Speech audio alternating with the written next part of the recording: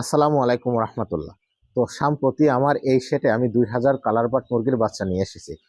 বিগত যে ভিডিও আমি আপলোড করছিলাম সেখানে আমি বলছিলাম যে বৃষ্টির সিজনে কোন ধরনের মেডিসিন দিয়ে আমি আমার এই কালার বাট মুরগির ব্রুডিং করছি এবং সেখানে ক্ষয়ক্ষতি কেমন, মুরগির মর্টালিটি কেমন, আগামী ভিডিওতে আমি সেই তথ্যগুলো ক্লিয়ার করব।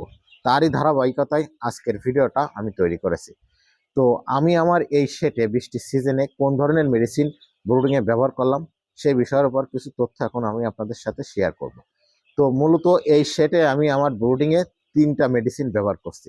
প্রথমত অ্যামোক্সিসিলিন। আমি ওষুধের জেনেটিক নামটাই বলছি, আপনারা বিভিন্ন নামে এই ওষুধটা ফার্মেসির দোকানে কিনতে পাবেন। তো আমি বলছি না যে এই ওষুধটা আপনাদের ব্যবহার করতে, কারণ আমি মূলত কোনো ভেটেরিনারি ডাক্তার না, যেহেতু আমি কোন ধরনের মেডিসিন খাওয়াই সেটা শুধু আপনাদের সাথে শেয়ার করি। চাইলে কোনো ভেটেরিনারি ডাক্তারের পরামর্শ অনুযায়ী আপনারা এই মেডিসিনগুলো খাওয়াবেন, কারণ কোনো অ্যান্টিবায়োটিক ডাক্তারের পরামর্শ ছাড়া খাওয়ানো ঠিক না। তো আমি 3টা ওষুধ মূলত আমার এই ব্রুডিং আমি ব্যবহার করছি। তো মূলত এই ভিডিওটা মানে একটু দেরি করে আপলোড করার কারণ আমি চাইছিলাম যে কোন ধরনের মেডিসিন আমি ব্যবহার করছি এবং সেটা খেয়ে রেজাল্ট কেমন আসছে সেটা পূর্ণাঙ্গ একটা তথ্য দিব, যার কারণে একটু দেরিতে এই ভিডিওটা আমি আপলোড করছি। তো প্রথমত আমি অ্যামোক্সিসিলিন গ্রুপের একটা ওষুধ এখানে সকাল বিকাল ব্যবহার করছি 1 লিটারে 1 গ্রাম।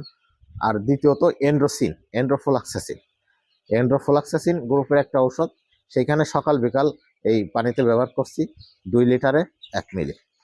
আর এর সাথে আমি শুধু রাতের বেলার পানিতে ইউরিনেক্সটা যোগ করছি, কারণ অ্যামোক্সিসিলিন এন্ড্রোসিন দুইটা অ্যান্টিবায়োটিক, যখন অ্যান্টিবায়োটিক খাবে তখন এই ছোটো মুরগির কিন্তু লিভার কিডনির পর একটা এক্সট্রা চাপ দিবে, যার ফলে এন্ড্রোফ্লোক্সাসিন এবং অ্যামোক্সিসিলিনের পাশাপাশি আমি ওর সাথে ইউরিনেক্সটা যোগ করছি মুরগির কিডনি এবং লিভারটাকে ফ্রি করার জন্য। তো আলহামদুলিল্লাহ দীর্ঘ 5 দিন ব্রুডিং করার পর মুরগির রেজাল্ট অনেক ভালো। ব্রুডিংয়ে আমার কোনো ক্ষয়ক্ষতি হয় নাই। তো মোটামুটি আপনারা জানেন যে এমনি কালার বাট মুরগি অনেক একটু শক্ত প্রকৃতির, সোনালির থেকে একটু ভালো, যার কারণে এই বাচ্চাগুলো ক্ষয়ক্ষতি অনেক কম হয়। ব্রুডিংয়ে সাধারণত দেখা যাচ্ছে 1টা 2টা 3টা, তার বেশি বাচ্চা এমনি কারোর মারা যায় না।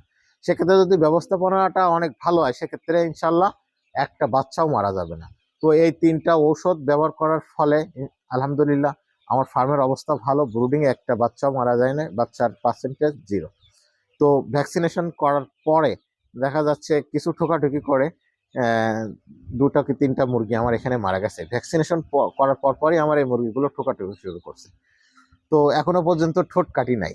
তো আগামী ভিডিও হবে অনেক গুরুত্বপূর্ণ একটা ভিডিও, কারণ কোন ধরনের মেডিসিন খাওয়ানোর ফলে আমার এই মুরগি ঠোকাঠুকি করা বন্ধ করলো এ নিয়ে আগামীতে একটা ভিডিও আমি তৈরি করব। কারণ 7 দিন বয়সে এই মুরগিগুলো ঠোকাঠুকি শুরু করে, যার ফলে 2 থেকে 3টা মুরগি অলরেডি মারা যায় ঠোকাঠুকি করে। তো ডিলার পয়েন্ট থেকে আমি একটা মেডিসিন নিয়ে আসছি, সেই মেডিসিনটা খাওয়ানোর ফলে 1 থেকে 2 দিনের মধ্যে এই ঠোকাঠুকিটা বন্ধ হয়ে গেছে। আমার এখন আপাতত ঠোঁট কাটা লাগি নাই। তো আগামী ভিডিও অনেক গুরুত্বপূর্ণ একটা ভিডিও হবে।